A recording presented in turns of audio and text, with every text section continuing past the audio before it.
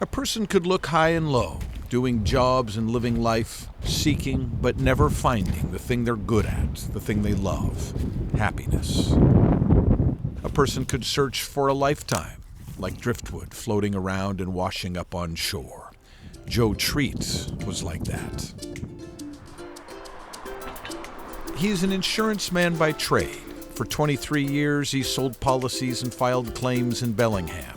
Before that, there was a series of jobs that paid the bills, but that's all.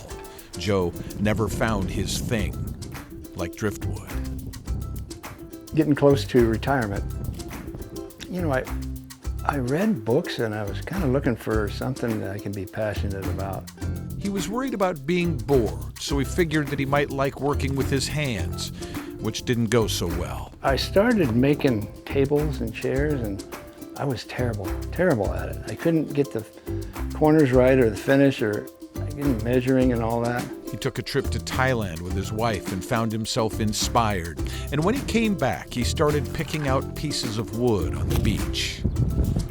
Easy to find the straight pieces, but you need these curved ones. The ocean does some crazy things to wood. And he saw things in the driftwood, living things. Pieces like this are really good because they're like the side of some kind of animal. But Joe was no artist, never had been. As far as I could go in art class was a clay ashtray. You know, you just put two little divots in there, and seriously, I didn't think I had any artistic talent at all. But in his little shop, with his ever-expanding collection of driftwood, and his nail gun, and his bandsaw, and a little menagerie of plastic figures for inspiration, a funny thing happened. Joe Treat stumbled onto something that had probably been rattling around in his head forever. He found his passion. He found his thing. I must have had years of creativity bottled up, and it just got revealed to me.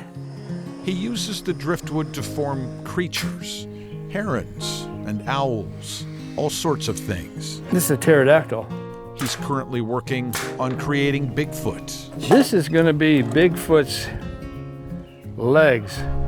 But those are just the little ones. Out in the yard, well, you really have to see it.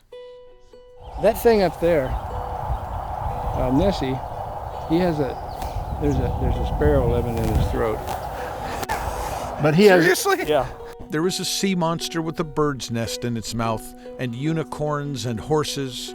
There is a stegosaurus, a camel looking out. There's a giraffe in the front yard, and an alligator that ate the paper boy.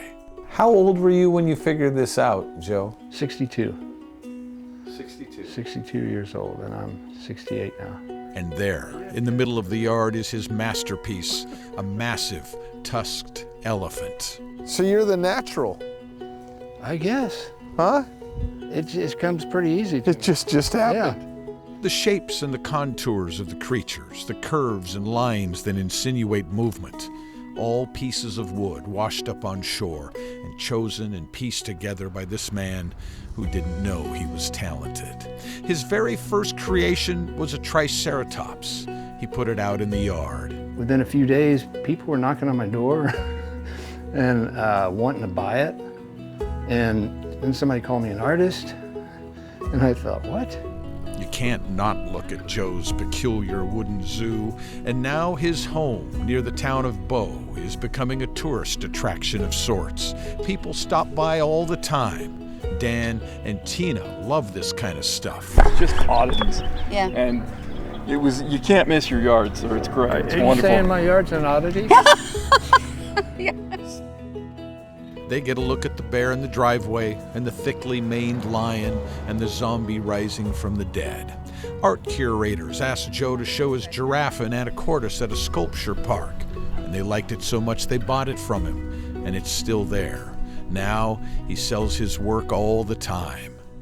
There's something about if I have an owl and I say $100, the people will say, that's a piece of junk. It's yard art. But if I say it's $900, all of a sudden it's art.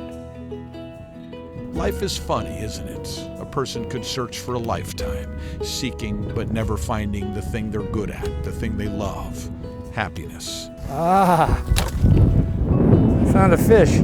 And then realize it was there the whole time. Put a couple eyes on there. There's some fins. Shark. Just waiting to be found. Woo-hoo. Joe Treat understands things like that now.